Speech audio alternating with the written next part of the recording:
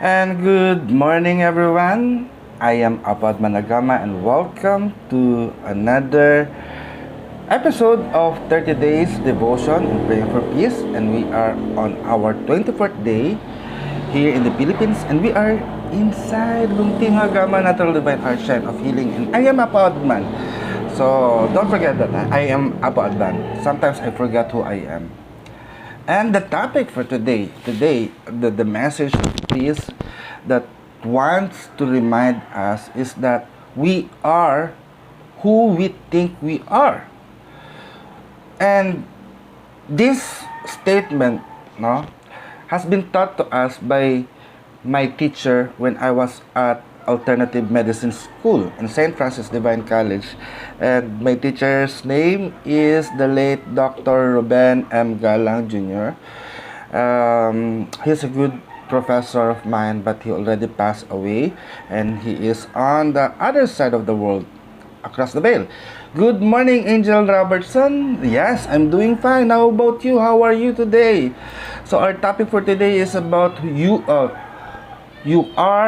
who you think you are. So it is about the power of thoughts, of what do you think about yourself, and what do we receive from the universe, or from the people around you. And yesterday, as I communicate with people through Facebook, through Messenger, no, this is what I filtered out, I gathered out, no, on my observation as I converse with other people. Many people right now are living their life in a created world, and the world that they are living is not their own world, no, such as on the concept of heaven and the concept of hell. Of course, we who are still alive haven't been there in heaven or in hell, but this truth, or this world has been taught to us by someone else, and people try to embrace that thought form in order to be good or to be bad. But aside from that concept of heaven and hell, no, there are many other things or reality that is happening, that been created by other people, that we try to embrace, even it is not true for us, and we try to welcome them. And unfortunately, because of that reality that been taught to us, we neglect our own truth in ourselves. We neglect the reality that been given to us, and we neglect our own authority, and we neglect our own powers in creating the realities of our life. As a peace weaver, the message today is for us to wake up from the reality that you as individual has the power to create the world that you want to live. Many of you are just enduring, oh, I am already here, so I will not bother to create another world again, no. And that make us to feel down, and to feel lonely, or to feel hopeless, because we pull ourselves down instead of ascending up to reach our highest potential.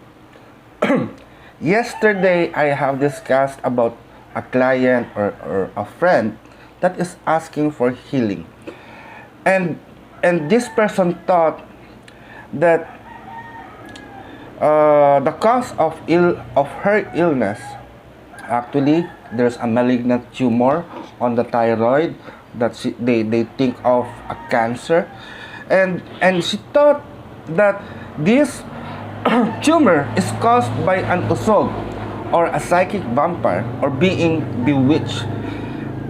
And the worst thing here is that person think that curse that she received by having a malignant tumor is brought out by witchcraft.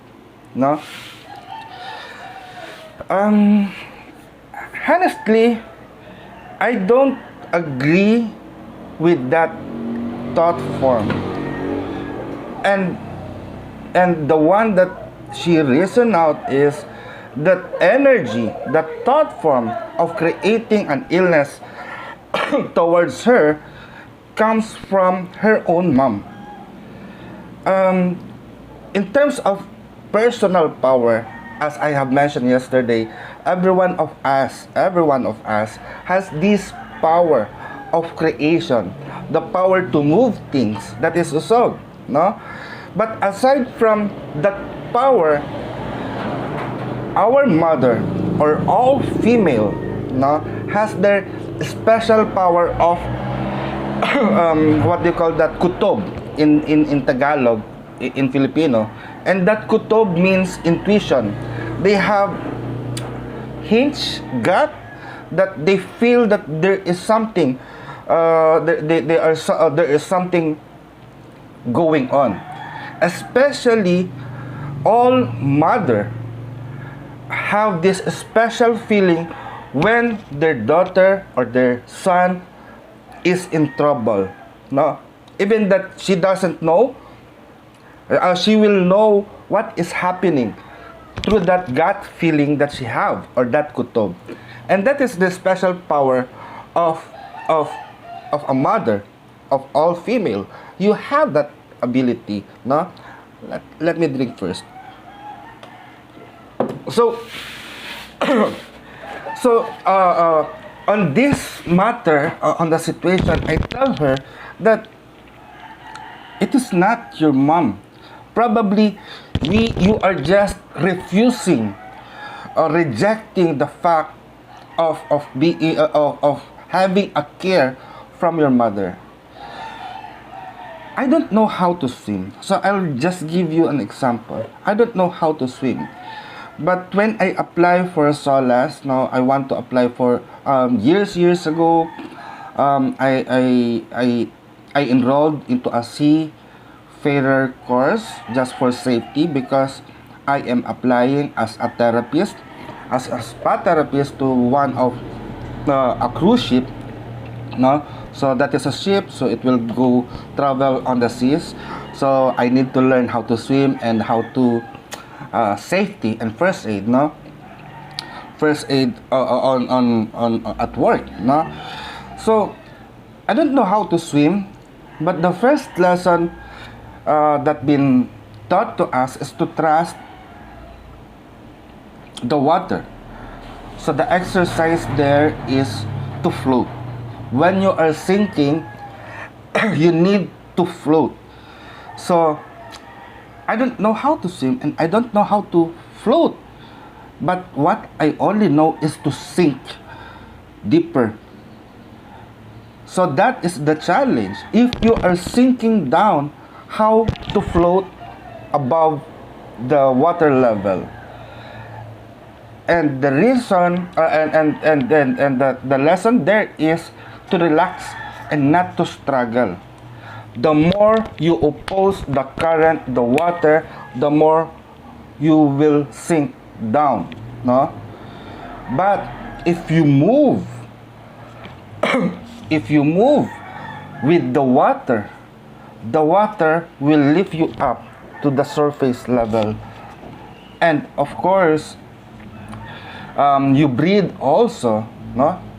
That's why we need to relax. We breathe in because our lungs becomes the floating device, a safety device, so that we could maintain on the surface and not sink down.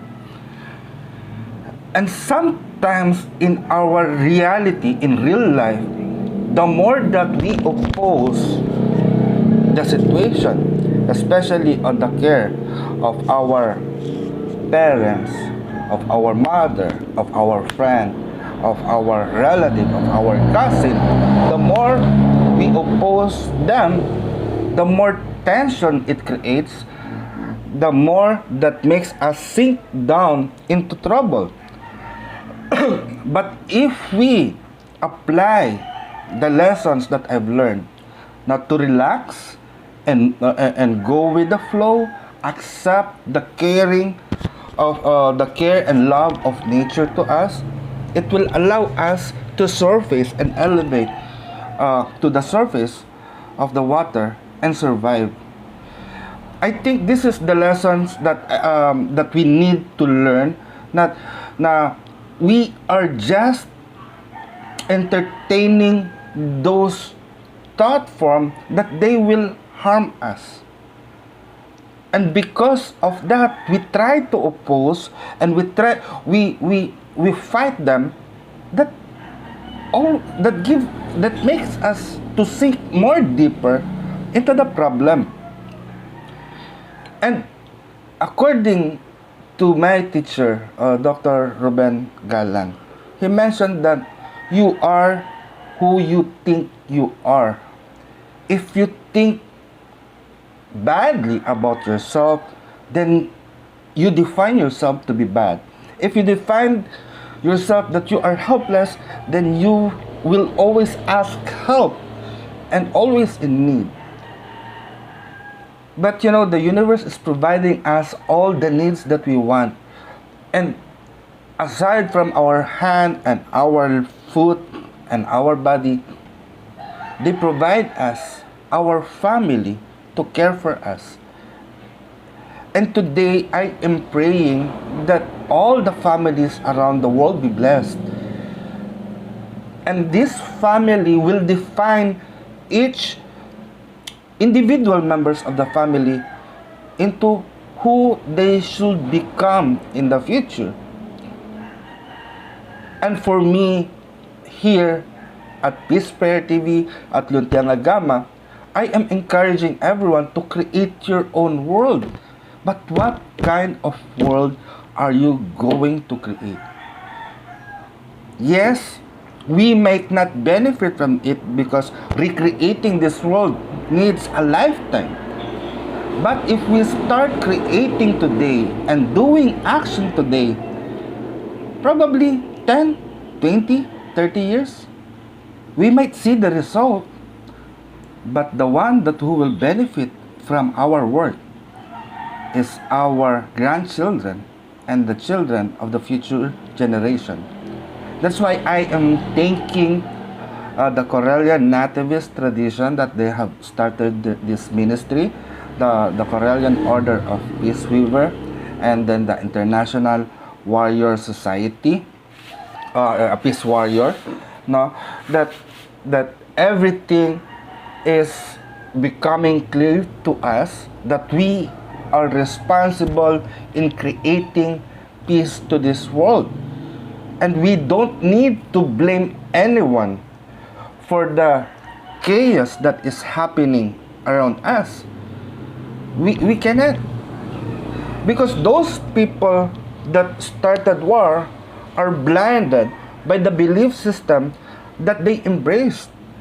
But if we free ourselves from that part of bondage and start to move out and to create a world, a better world right now, then everyone will enjoy the peace that we are creating. So I invite you to pray right now. There is one power in the universe, and we are the perfect manifestation of that power. And for as such, we pray for peace. We pray for peace, we pray for love, and we pray for stability. We pray that all the people around the world to embrace peace. Peace that promotes justice, justice that follows discipline and orderliness, discipline and orderliness as a result of understanding, understanding as a product of knowledge, and knowledge as a fruit from the seed of love.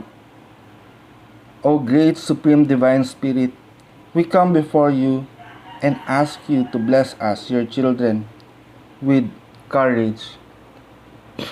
Courage that makes love and peace to overcome all forms of evil, fear, hatred, terror, violence, warfare, and warriors around the world.